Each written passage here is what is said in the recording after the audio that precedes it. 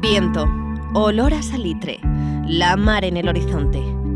Estamos en una de las capitales mundiales del kitesurf, del windsurf.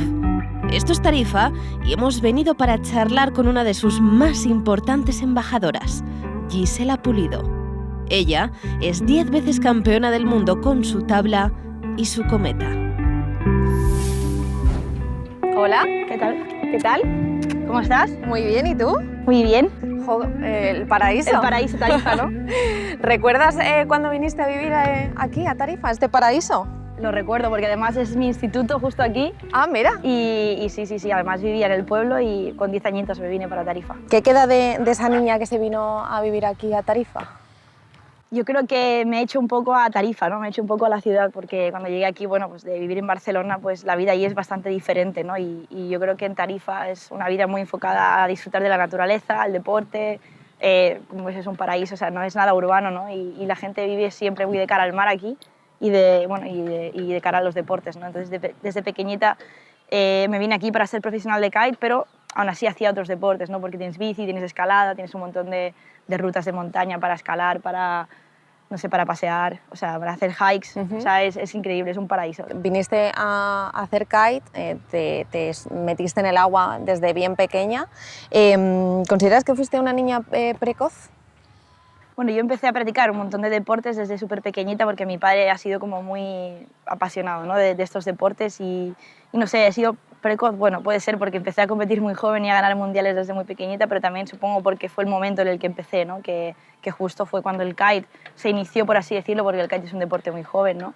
Y bueno, fue como un poco todo rodado, ¿no? De empezar a hacer kite en Barcelona, venir a vivir a Tarifa, empezar a ser profesional, a profesionalizarme, a conseguir patrocinadores, a conseguir mundiales y fue como un poco así, pero yo creo que hubiese sido con otra edad y hubiese sido lo mismo porque al final el kitesurf era como un deporte muy joven, ¿no? Y justo empezaba. Y yo empecé un poco pues, con el deporte y quizás pues, evolucioné un poco pues, con el deporte. Me mencionabas a tu papi, sí, ¿no? Que ha sido muy importante a lo largo de todos estos años.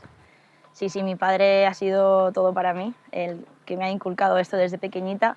También he tenido mucha relación con mi madre, pero con mi madre era hacer planes un poco más tranquilos, ¿no? Y con mi padre pues me recogía del colegio y nos íbamos a volar cometas en la playa o a lo mejor el fin de semana nos íbamos a esquiar a la nieve a Andorra o a la piscina a nadar, o sea, siempre he sido como muy deporte, ¿no?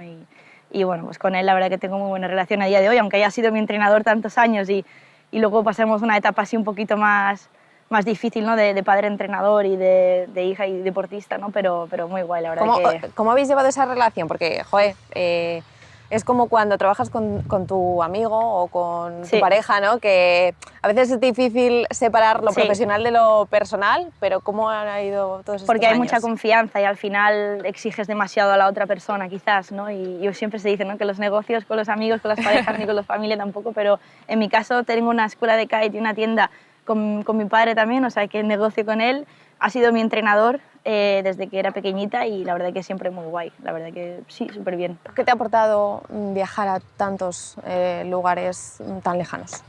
Pues la verdad es que es una suerte, ¿no? Poder dedicarme al deporte y al final pues tengo la suerte de haber podido viajar por todo el mundo, ¿no? Y haber conocido pues culturas muy diferentes, pues estar en Brasil con gente que a lo mejor no tiene muchos recursos, pero que para ellos con una tabla de madera ya surfean, ¿no? Y luego ir a la otra parte del mundo donde todos los niños tienen de todo y donde no valoran nada y donde quieren más y bueno, pues eso, desde tan pequeñita pues ver esos contrastes de cultura y de niveles económicos, por así decirlo, pues te marca mucho, ¿no? Y bueno, yo creo que eso es una de las cosas buenas del deporte, tiene muchas cosas buenas también, ¿no? El competir desde tan joven yo creo que también te hace como persona, ¿no? Y luego para cualquier reto o proyecto que tengas en la vida es como que vas con mucha más confianza y yo creo que el deporte y competición es algo que ojalá que mis hijos también puedan seguir el mismo camino. Antes, cuando eras más pequeña, pues pasabas por ser una persona muy tímida en tierra, pero salvaje totalmente en el agua. ¿Esto ha cambiado según has ido creciendo? Sí, o sea, de pequeña era bastante más introvertida en la tierra, por así decirlo, y cuando me ponía el neopreno me transformaba, ¿no? Y sacaba toda esa personalidad, ¿no?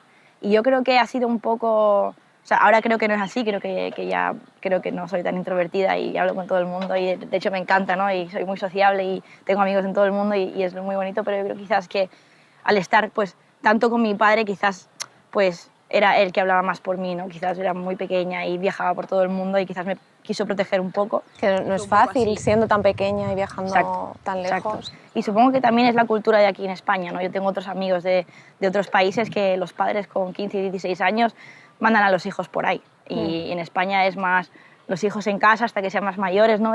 Pero no sé, en otros países es mucho más cultural que los hijos se vayan de casa más jóvenes y vivan más jóvenes, ¿no? Yo creo que depende un poco de la educación y de la cultura, pero en mi caso ha sido así y bueno, tampoco ha ido tan mal. En 2015 haces un parón, después de ganarlo prácticamente todo, haces un parón. ¿Qué se te pasa por la cabeza en ese momento? ¿Qué ocurre? Bueno, llevaba compitiendo desde los 8 o 9 años y en el Mundial desde los 10. Y en ese momento siento que necesito parar un poco para pensar un poco en mí, porque llevaba haciendo lo mismo pues desde los 8 o 9 años, ¿no? Y era competición tras competición, pretemporada, los mismos sitios a los que entrenamos, los mismos sitios a los que competimos, la misma gente, y era como, bueno, necesito un break, parar un poco y hacer otras cosas, porque me di cuenta que solo sabía hacer kite, no sabía hacer otro deporte, no sabía hacer nada más que kite, ¿no? Y en ese momento también justo el Mundial se desestructuró un poco porque hubieron cambios y dije, bueno, es el momento perfecto para tomarme unos años de reflexionar para mí, para hacer otros deportes. Ahí empecé a surfear olas grandes con el kite, me crucé las Islas Canarias, o sea, quise también hacer otro tipo de proyectos relacionados con mi deporte, pero más de superación, por así decirlo, ¿no? Y bueno, pues lo de las Islas Canarias fue algo muy bonito también.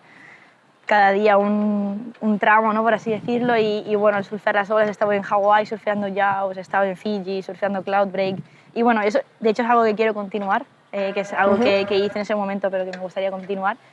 Y bueno, y después cuando justo me pilló en ese momento de impasse, ¿no? Fue cuando el kitesurf fue reconocido como clase de vela en la Federación de Vela y lo incluyeron como una clase olímpica más para París. ¿Y decides ahora probar Fórmula Kite? ¿Por qué esta decisión? Yo, desde pequeñita mi sueño siempre ha sido ir a unos juegos y bueno, pues cuando el kite fue incluido, ¿no? en París, pues no me lo pensé dos veces y dije, wow, me encantaría vivir este sueño, ¿no? De ir a unos juegos y bueno, pues han sido unos 4 años súper bonitos. Es verdad que nos pilló justo el COVID, Tokio se retrasó, luego nuestra campaña ha sido un poco más corta, pero bueno, fueron unos años muy bonitos donde he evolucionado mucho como persona, donde he aprendido muchísimo también a, pues no sé, la nueva disciplina, ¿no? Del freestyle, de que son maniobras y saltos, a la Fórmula Kite, que es velocidad, regatas, no tiene nada que ver. Y bueno, pues solo por el hecho de haberme cambiado de disciplina y haber conseguido clasificar y ir a unos juegos ya es increíble. Es verdad que me hubiese gustado hacer un mejor resultado, pero bueno, al final creo que el objetivo está conseguido. ¿Y qué exigencias y retos te supuso todo este cambio? A ver, aprender una disciplina de cero, básicamente, ¿no? Porque es verdad que es kite, pero es velocidad, no tiene nada que ver con el freestyle, pero quizás bueno, la forma de competir también, obviamente, no son saltos, es velocidad, entonces es un recorrido y es el que primero llega, y es muy táctico, muy estratégico, es como un poco ajedrez, ¿no? Tienes que leer mucho las condiciones meteorológicas, el viento, los roles, las presiones del mar, las corrientes, o sea, es bastante técnico en ese sentido. Competimos 30 juntos, entonces no es lo mismo que competir uno contra uno que 30 personas, o sea, tienes que tener muchas más cosas en mente, pero quizás el cambio más fuerte fue el físico, ¿no? Que para el freestyle realmente el físico no es tan importante, o sea, da igual si pesas 50 kilos, 60 kilos, o sea, realmente da igual. Obviamente tienes que estar fuerte y tener habilidad, flexibilidad, o sea, estar fuerte proporciona tu peso, pero la Fórmula Kite, al ir con un foil, el foil al final es como un avión que va debajo del agua, entonces cuanto más presión le ejerces, más velocidad consigues. Quiere decir que cuanto más pesas encima de la tabla, más velocidad consigues, con lo cual quizás ha sido lo más difícil, ¿no? De tener que cambiar. ¿Es lo que más te ha costado, dirías? Sí, sin duda. O sea, he ganado 10 kilos desde que empecé con esta disciplina y aún así no son suficientes porque mis rivales pues, son más altas, pero también pesan igual 20 kilos más que yo. Entonces ha sido un poco lucha contra... Ha sido bastante duro, ¿no? Decir, ostras, es que no llego porque no tengo el peso, ¿no? Y sé que tengo la técnica, que tengo el conocimiento, que he aprendido muchos estos años, que he trabajado muy duro y aún así no es suficiente porque los 10 kilos que ganaba no son suficientes para estar ahí, ¿no? Pero bueno, ha sido un camino muy bonito, pero también con muchas dificultades, ¿no? Pero bueno, he aprendido mucho y eso es lo que me llevo. Alguna vez has dicho que para ser feliz en la competición necesitas resultados. Del 1 al 10 ahora, ¿cuánto de feliz eres? Del 1 al 10.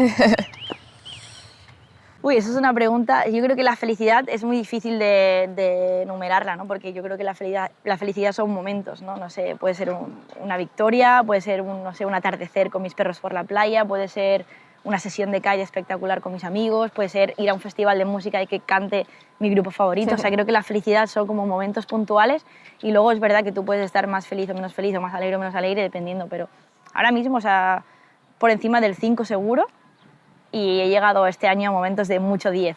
Has ido a picos, ¿no? Claro, he vivido muchos momentos de decir, ostras, el primer día de los juegos, digo, guau, un subidón de adrenalina que es ya, ¿no? Que llevo preparándome 4 años para esto y llega. O hace poco fui a un festival y Art de Bogotá, que es un grupo que me encanta, pues tocaron ellos y para mí fue un 10 también, ¿no? O no sé, el otro día, sesión de kite con mis amigos, 10 también, ¿no? Y al final voy un poco así, ¿no? Son momentos que digo, guau, es que soy súper feliz. ¿Qué es con lo que te quedas de París? ¿Con el mejor momento, el mejor recuerdo y el peor?